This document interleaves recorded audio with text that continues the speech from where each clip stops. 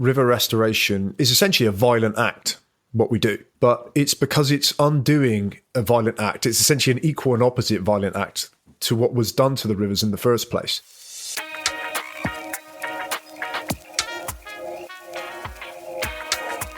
Welcome to another episode of Rewilding the World with me, Ben Goldsmith, and I'm very excited to have Mike Blackmore from the Wessex Rivers Trust with me. Mike's social media feeds are the most optimistic and joyful and brilliant feeds of pretty much anyone I've ever followed, because it's all videos and photographs of rivers being re-wiggled and restored and weirs and dams coming down. And basically Mike has, I think, one of the coolest, most rewarding jobs in British conservation. Mike, thank you so much for taking the time to come and chat to me today. Well, thanks a lot, Ben. I think that's probably the best description I've ever had of my work. What I'd love to start with is just a bit of a conversation around the British perception of rivers and streams. Because I think that most people think of a river as a neat ribbon of water that doesn't change and that runs through the landscape, a bit like you might find in the opening scene of Postman Pat. You know, often dead straight, sometimes gently meandering. And that's not really what rivers were historically or what they're meant to be. Is that right? Absolutely. I mean, I don't think there is an environment that suffers from shifting baseline syndrome quite like rivers do, particularly in the developed world. And I mean, England is probably the best case study for it. Our rivers have been changed so extensively that most people don't know what they are. We don't have comparisons anymore. There's huge swathes of the country where every river has been so dramatically changed by humans that we've got nothing to compare them against. So people just look at rivers and think that that's what they naturally are. And even a lot of the conversations around conservation of rivers are starting from a place where people are trying to protect something that in many cases has been almost entirely destroyed already. So it's definitely a challenging place to be talking about, you know, river restoration and conservation at the moment. Yeah, because you often hear about projects that aim to restore streams or rivers, and the local community gets very powerfully behind efforts to stop the restoration from happening. I remember when I was on the board of DEFRA hearing a story from the Forestry Commission about a proposed restoration of a stream at Lyndhurst down in the New Forest, which had been artificially straightened and was a kind of neat canal with a towpath running alongside it. And the local community absolutely did not want that river to be restored because they didn't know any different.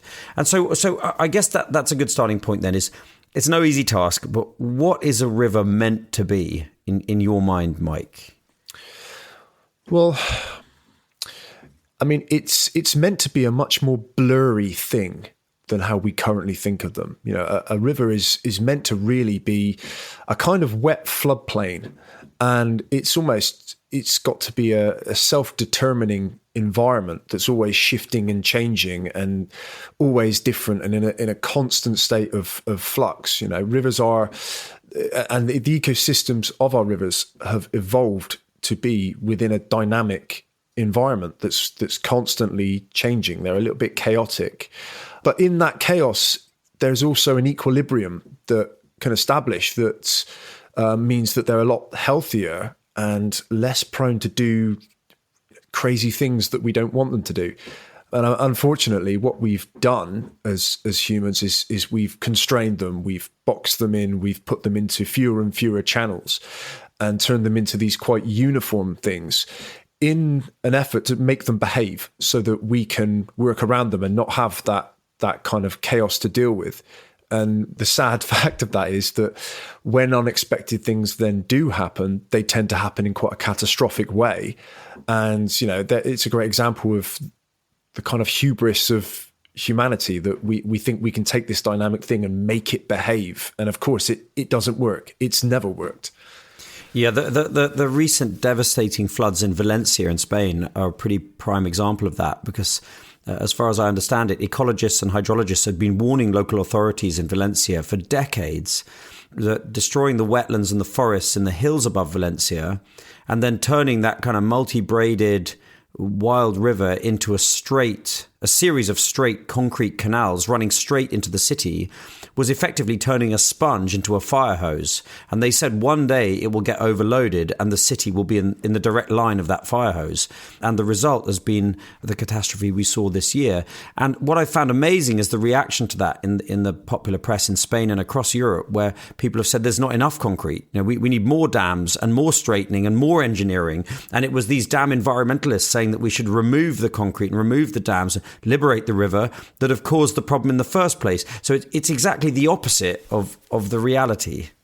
Yeah, it is. And unfortunately, rivers are, by their very nature, counterintuitive things. Like almost everything they do, they're doing something different, sometimes the complete opposite of what it looks like they're doing.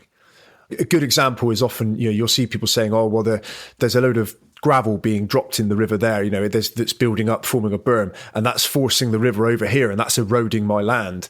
And actually, those things are either happening completely simultaneously, they're all part of the same thing, or sometimes it's happening the other way around. Because the river's eroding one way, it's causing stuff to be deposited on the other side. And it's the same when people look at a river and think, well, it's misbehaving, we need to make it behave. And actually, a lot of the time, the solution is to let it behave the way it wants to and give it the space to do that, so that you don't have these kind of catastrophic events where that kind of constrained nature suddenly erupts out in a freak event, and all the dynamism and sort of natural chaos that we should have kind of spread out across a valley ends up being kind of let out all at once in one kind of almost eruption, I suppose, in a constrained area. Mike, what's the wildest, best river you've ever seen in your life anywhere in the world? Can you describe it for me? Well, I've visited a lot of rivers. One I haven't visited but really want to visit because of this nature is the rivers flowing into Bristol Bay in Alaska. I use that as a talking point quite often when we're talking about resilience of rivers. And it's a system that, like you said, very braided, lots of channels going on. There's beavers all over the place. There's no kind of built up areas. It's essentially a pristine left alone system. And one of the interesting things about Bristol Bay is the salmon population is so prolific that they almost can't overfish it. And the reason it's so prolific is that it's so complicated and so dynamic that if they've got a high flow year, then there are certain channels that the fish will follow that will be the best ones for them to follow to make it upstream to spawn, that will provide all the right habitat. And then conversely, if you have a drought year, those rivers might not be the best ones for a fish to go up. But smaller channels that were probably flowing too fast in a high flow year become the ideal conditions for the salmon to run up. So you have all these different options available, and you've got great climate resilience. The weather can change, the temperature can change, and just different opportunities open up. And that's what we definitely don't have. We've put all our eggs in one basket. We're relying on these kind of canal-like rivers to provide the right habitat, regardless of the climate. And our climate's, it's changing all the time. The freak events are getting worse. We have situations where, rivers can misbehave when we have big flooding problems. But if you think back to a couple of years ago in 2022, we had real bad drought conditions, and the same thing again. These channels that may be quite good for flood conveyance become essentially death traps for the wildlife that live in them when we have low flows, because the channels are kind of cut to take big flows. So that's normally my kind of go-to example, but I've not been there. It's a long way away. I'd love to one day. And of course, the Bristol Bay is under threat from a proposed gold mine, which would be absolutely hideous in its effect. I think the company's called Northern Dynasty Minerals that wants to, the plan has been passed from one company to the next, but there's always a crop of new generation mining executives that want to rip it up for gold. And we hope that doesn't happen in Bristol Bay. I think this idea of a river system as being something akin to a lung, If you imagine what a lung is like with the kind of big channels of and then the bronchioles and the kind of smaller channels all the way down to the tiniest little passages in your lung, and a river system being a more like that than a single ribbon, I think is an interesting one, especially given that when you restore the health of that lung and have these kind of dynamic multi-braided systems with lots of little channels overlapping each other and branching off each other, you then create extraordinary natural abundance. I mean, I think we can barely conceive of the abundance of eels and salmon, wading birds and migrating geese and things that would have once existed in a place like the Thames Estuary, or the Ouse or any of these great river systems of Britain before they were engineered to their current state. Absolutely, yeah. Again, the kind of shifting baseline syndrome that, we don't know what healthy river floodplains on a large scale would look like because we don't have them. We have, for the most part, intensive farmland right up to the edge of the river, and the river's this channel, this kind of drainage channel flowing through it. Whereas, actually, not even that long ago, you in some cases we're talking within a lifetime. There are some people alive today that when they were kids, that land wouldn't have been farmable. It's really the kind of post-war, the land drainage era where there was a starving continent to feed, and as a farmer, if you could turn one blade of grass into two, you were doing your job properly. That's when that really changed. That's when the dredgers came out onto the floodplains and turned those floodplains into dry enough environments that you could productively farm them. It's really not that long ago, and yet we've still forgotten. So effectively what's happened is we've got dredging machinery into the middle of a floodplain, and we've dredged out a deep incision, a kind of deep, often straight channel, and we've pumped out the material on to raise up the surrounding floodplain, and you end up with some generally dry land through which a single ribbon of water runs. That's effectively what's happened to rivers large and small, and in some cases, especially in built-up environments, the channel itself has then been lined with concrete or dammed or controlled with weirs and so on. That's the fundamental root of the problem? It's an engineering problem. Yes, yeah. I mean, I often say river restoration is essentially a violent act, what we do. The work we do with diggers and dumpers and aggregates and things. But it's because it's undoing a violent act. It's essentially an equal and opposite violent act to what was done to the rivers in the first place. And a lot of kind of rewilding initiatives are all about steadily coaxing an environment back into health because it's been managed for a long time in a certain way. Some river restoration, there's an element of that too, but a lot of it's about doing something quite abrupt to undo that abrupt act that was done in the past. So what does river restoration mean then? I was lucky enough to visit Lee Schofield, who was for a long time at the RSPB in the Lake District and now runs the massive Kendal to Penrith Rewilding project. And he showed me a river, the likes of which I've never seen before, where the channel had been filled in, fully filled in, and the water, I think it was called the Swindale Brook. Yep. The water literally runs in channels across what seems to me something that might have been a field recently. And I saw salmon, first time I've ever seen, I'm embarrassed to admit, first time I'd ever seen wild salmon in my life, swimming in the grass. Like literally there were salmon jumping and swimming in these channels full of gravel, full of grass.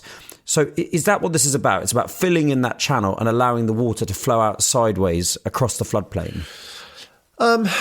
It depends. Like I said, it's really about undoing what was done in the past. And actually what was done in the past varies significantly. So up there in the Lake District, the old course of the river is still kind of there through the valley, and a straight channel was cut, and you can fill that straight channel back in, put the river back into the floodplain, and it will either follow the old channel or start cutting a new, natural channel. The kind of other end of the spectrum is if you come down to the chalk streams of sort of Wiltshire and Hampshire, and you have the 17th century water meadow system where the landscape was changed unrecognizably, and long before the kind of land drainage era. It was done centuries ago, and you've got systems there where even using modern geospatial tools like LiDAR, we can't find the old course of the river. All we find are these ridge and furrow water meadow systems. And we've got to ask ourselves the question, okay, what does river restoration look like here? We can't probably just fill this in and let something new happen, because these streams were formed under completely different geology, and they're formed at kind of the end of the last ice age. We don't have those conditions anymore. And they've been changed so much since that we've got to then almost decide, well, what do we want the new river to be? It's a slightly different question. So it's really a kind of spectrum of options. You're trying to undo what was done in the past in order to reinstate natural processes. That's the goal, really. What you want is for the things that go on in a river that make it a dynamic environment, a resilient environment, a biodiverse environment. You want to get those things happening again. And there's lots of different ways you can achieve that. And that might be, pressing the full reset button and filling in these channels, doing what they call a stage 0 river restoration. Or it might be as simple in some cases of just letting some trees fall in the river for a change, and just letting the river cut around them, and things start to happen. It's a big spectrum of options, really. And of course, the ultimate river restorers are beavers. We had Gerhard Schwab, the king of beavers, on the podcast recently, and he talked about the effect of beavers, especially on the smaller creeks and streams of a river system, because they do bring trees down and build dams and disrupt the flow, and just create a kind of much more complex environment in which all kinds of wildlife can thrive. And he was talking about the massive expansion in abundance of amphibians and fish, and especially migrating fish and so on, when beavers come back into a river system. I've seen recently a movie called Riverwoods, which was made up in Scotland by conservationists and by anglers, to show that if you actually restore the forests around the river and you allow that complexity to emerge, things like wood in the river itself and so on, you are directly helping to restore salmon populations. So it's the same idea. There's a big kind of, the salmon conservation people have become big river restoration people up in Scotland. Is the movement growing in the same way in England? It is. I mean, salmon, it seems to be across the world. It's just this iconic species that we just intrinsically link to healthy rivers. There's, I think, almost a kind of genetic memory that we've got as a species, that, seeing salmon coming into rivers just fills people with kind of a joy and a sense of wilderness. And it is a driver, even on, like I say, the southern chalk streams, where generally the attitude to rivers is a bit more conservative. It is quite difficult to initiate quite big change on those chalk streams. Salmon does seem to be a driver. People are quite willing to do more dramatic things if they think it's going to save salmon. I mean, the two kind of big chalk stream catchments, we have the Hampshire Avon and we have the Test and Itchen catchment. We have now got beavers on the Avon catchment and on some of the tributaries. And the attitude there is fairly relaxed about it. Generally, there are some concerns. People want to see what's going to happen. Is it going to cause problems? Are there going to be conflicts we have to manage? But everyone's quite happy to kind of wait and see what happens and manage those. The attitude is completely different on the Test and Itchen. There's a lot of worry, concern. There's a lot more resistance to beavers. And it is interesting to see what what are actually quite subtle differences between the communities and how they use the rivers there, but can have a really polarizing effect on a subject like beavers. Mike, how does it feel when you've got that big digger down on the riverside? When you're making those films that I love watching so much on your social media feed. And I really urge anyone listening to this podcast to follow Mike Blackmore. I can't remember what's your Twitter handle? At Blackie himself. At Blackie himself. Seriously, look Mike up, because this is real doses of good news throughout the week. And sometimes there are these videos of a bloody huge digger down on the edge of a river, and it's ripping out some kind of like 1950s concrete structure, and you literally see the water billowing through, and you can see the river being restored before your eyes. And some of the before and after videos you've done around that kind of heavy engineering work to restore rivers is just, it's monumental stuff. How does that actually feel for you when you're in the midst of those projects? It is a great feeling. Generally, by the time the diggers arrive, and all the big stuff's about to happen, I'm actually quite relaxed, because all the things that can go wrong, all the anxiety is all in the build up to that. It takes sometimes years to get to that point. We've got this pipeline of projects that we've got to get a whole lot of permits for. There's a lot of red tape. There's a lot of landowners and communities that we have to convince. We've got to secure the money for these things. They're not easy things to fund. And so by the time the diggers arrive and we're actually doing the work, it's quite a calm, sort of zen moment, really, because the good stuff's happening, and anything that goes wrong at that point you can deal with at that point. Essentially you've reached the point where the momentum's so great that nothing's going to stop you, and to a certain extent you have to rely a little bit on kind of eco karma and the idea that this isn't going to go wrong. We're doing something good, and whatever happens next, we'll figure it out. And unexpected things do happen, but generally it's a good feeling. And it's the only better feeling is when you go back a year or maybe 18 months later, when everything's kind of green and growing again, and you start to see all the life coming back, and you got it right. That's the really great feeling. Yeah, I love that term, eco karma. I'm aware in some way of a kind of sense of eco karma when I'm involved in restoration work. Things do seem to work out the way you want them to, and it is like there is a kind of invisible force helping people in our movement to do good things. And I think we're on a roll. There's amazing stuff happening. So when we talk about river restoration, we think of kind of the kind of cost benefit analysis. We know what the benefits are. Like, time and again, all over the world, the evidence is piling up that if you restore rivers in this way, you get dramatic increases in biodiversity and bioabundance. You create more beautiful, more resilient systems. You effectively create much less volatility in the hydrological cycle, and you help protect communities from the cycle of flooding and drought that afflicts them. We know what all the good things are about river restoration. What are the downsides, or what are the perceived downsides? When a community says to the Forestry Commission at Lyndhurst in the New Forest, "Don't touch our river," what are they really afraid of? What don't they want to happen?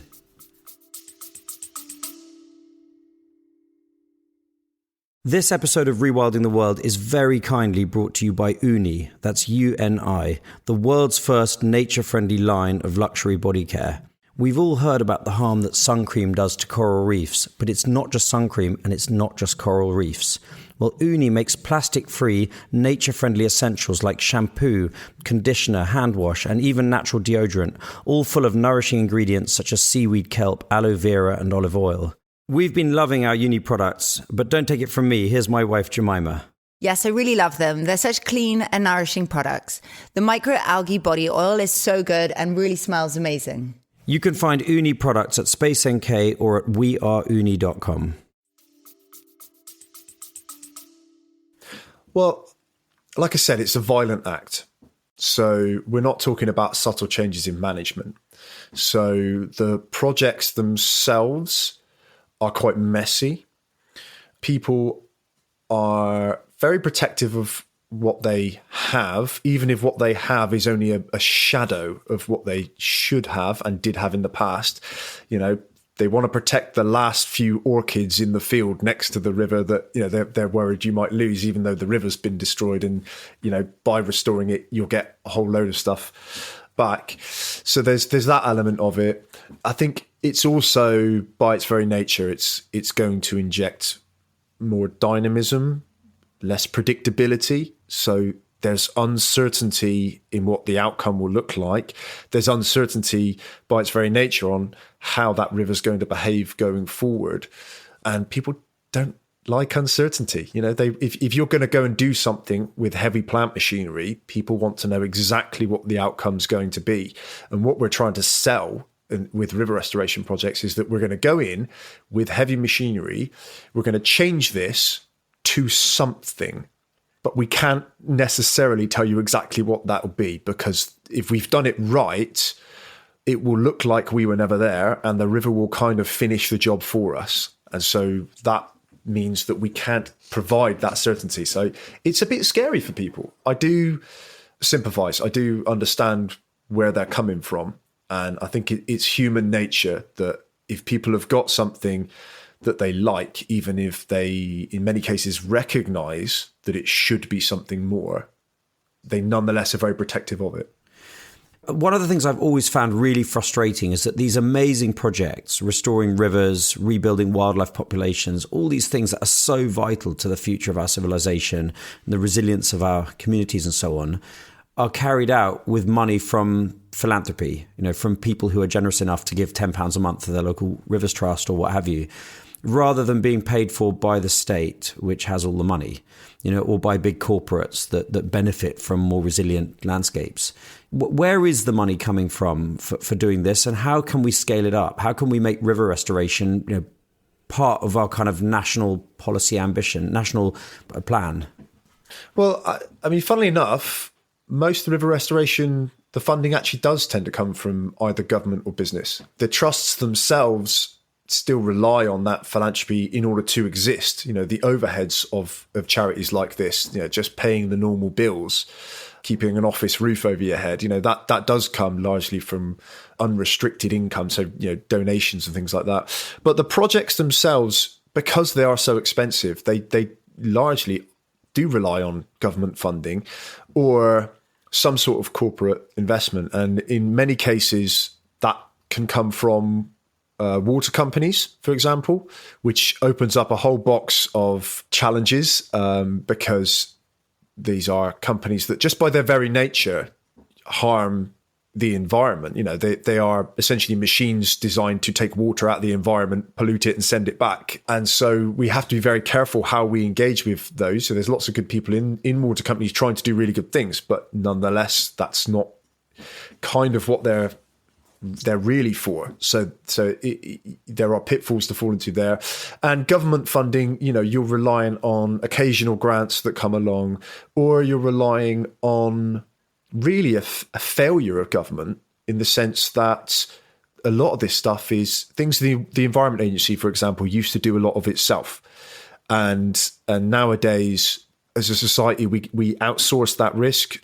We have underfunded the Environment Agency so that it can't do it anymore. And actually the charitable sector has had to kind of grow to pick up that slack and deliver that stuff. So it means that we're quite beholden to government budgets and spending, and we're quite reliant on not just water companies, but increasingly developers, all kind of industries that might be causing harm, and either through a sense of obligation or actually being legally told they have to, providing some sort of mitigation or compensation or offsetting for that harm. So it's a difficult one, really, because there isn't really a good funding mechanism that is doing it just because it's a good thing to do. It's all increasingly linked to markets and some form of damage being done to the environment that needs to be kind of made right somehow. Yeah. I'm so happy to hear that government and big companies are paying for this stuff. And on this podcast series next year, I'm going to focus a lot more on how we can pay for large-scale rewilding. We had an episode with Tim Coles from Replanet to talk about biodiversity and carbon credits. And it's clear to me that there's a lot of money out there that we could access as a movement for much larger scale restoration. So I'm glad this is happening a lot in terms of restoring rivers. And I can understand why this is the place where government and big companies are already spending money, because there is so much of what we're worried about relates to water. And if you fix water, you fix so many other issues, from flooding and drought to environmental degradation and so on. So Mike, you're head of ops and head of these incredibly cool projects at the Wessex Rivers Trust. Can you just give me a moment on what the Rivers Trust is? So the Rivers Trust is a network of about 60 independent charities, really. And to a certain extent, they're a bit like wildlife trusts, but where all the focus is on rivers. And where wildlife trusts are county-based, that is a way of thinking that doesn't really work for rivers. They tend to cross county boundaries and don't fit nicely into those kind of unitary authorities and things. So the idea is it's catchment-based.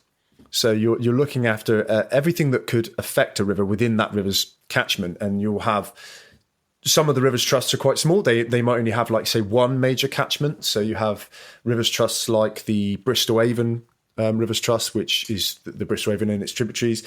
And then you might have quite large ones, West Country Rivers Trust, which is sort of Devon, Cornwall, parts of Somerset and parts of Dorset.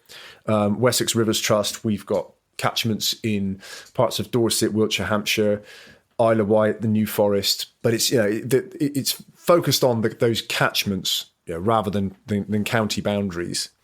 It's an amazing organisation, Mike, and you're a real pioneer. You're one of the greats, and please keep doing what you do. And hopefully one day I'll be lucky enough to come and watch one of these projects unfold, or come and walk with you in the aftermath of one of these projects. And the little rewiggling I've done along the valley where I am in Somerset has been one of the most joyful and rewarding things I've ever witnessed. The life has just flooded back into this little wiggly stream along about a kilometre of valley, and there's beavers and glowworms and all kinds of things happening there. So I'm really grateful to you, Mike, for taking the time. Thanks so much for joining me on the podcast. Thanks a lot, Ben.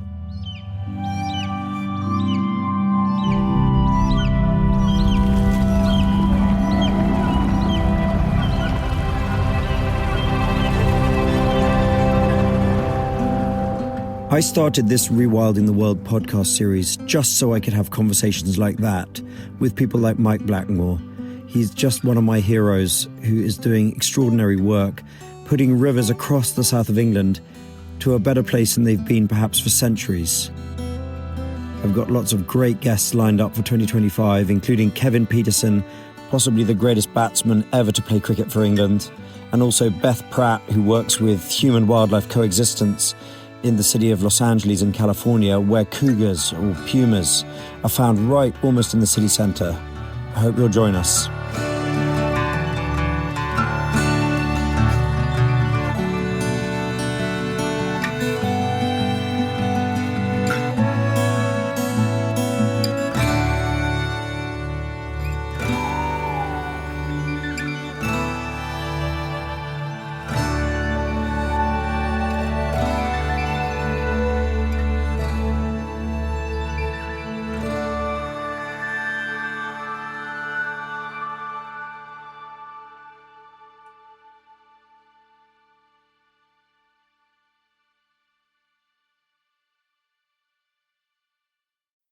You already know that this isn't about one species. It's about systems, interdependence, collapse. And yet, wild salmon, one of the clearest indicators we have, are vanishing fast.